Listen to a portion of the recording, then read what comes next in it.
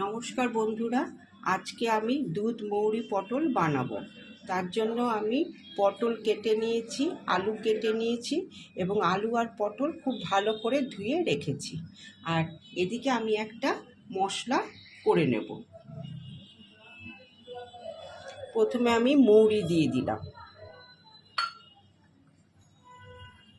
আদা দিয়ে দিচ্ছি আর দুটো কাঁচা লঙ্কা দিচ্ছি।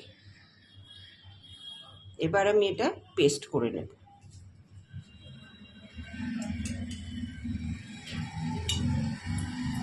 আমি আজকে সর্ষের তেলে রান্না করছি। তেলটা গরম হয়ে গেছে।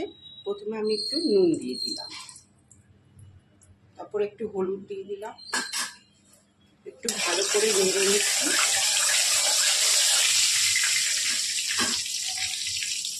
আমি প্রথমে আলুগুলো ভেজে নিচ্ছি।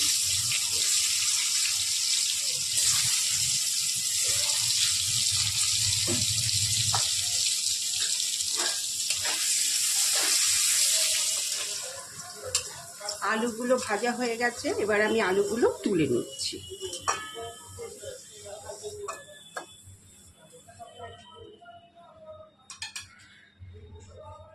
এবার আমি পটলগুলো ভেজে নেব।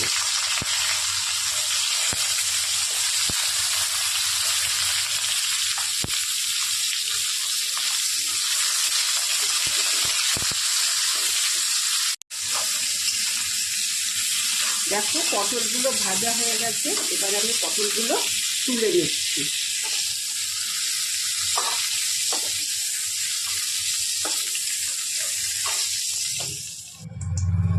আবার আমি তেল দিয়ে দিচ্ছি।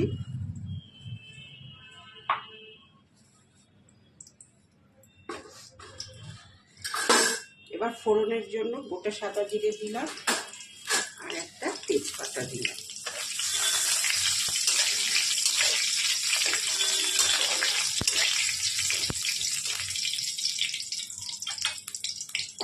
এবার আমি যে মশলাটা পেস্ট করেছিলাম সেটা দিয়ে দিলাম।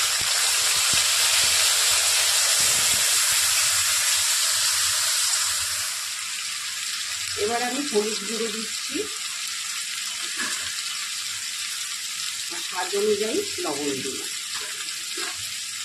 আবারও এটাকে ভালো করে মিশিয়ে নিচ্ছি, ভালো করে কষিয়ে নিচ্ছি।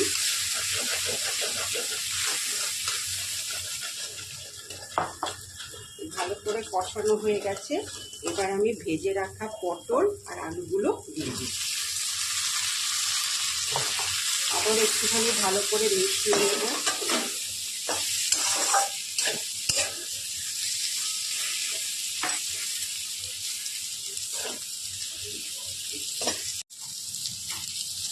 ভালোভাবে কষানো হয়ে গেছে। এবার আমি দুধটা দিয়ে দিচ্ছি।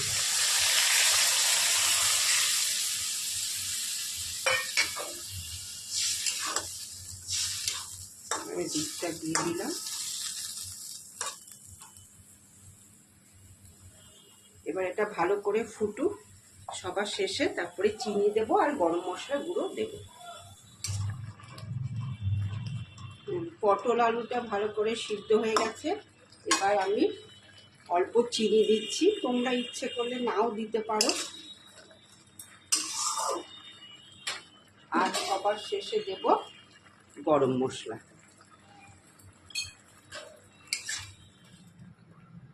তৈরি হয়ে গেল দুধ মৌরি পটল। তোমরাও এরকম করে বানিও, আর খেতে কেমন হয় অবশ্যই জানাবে।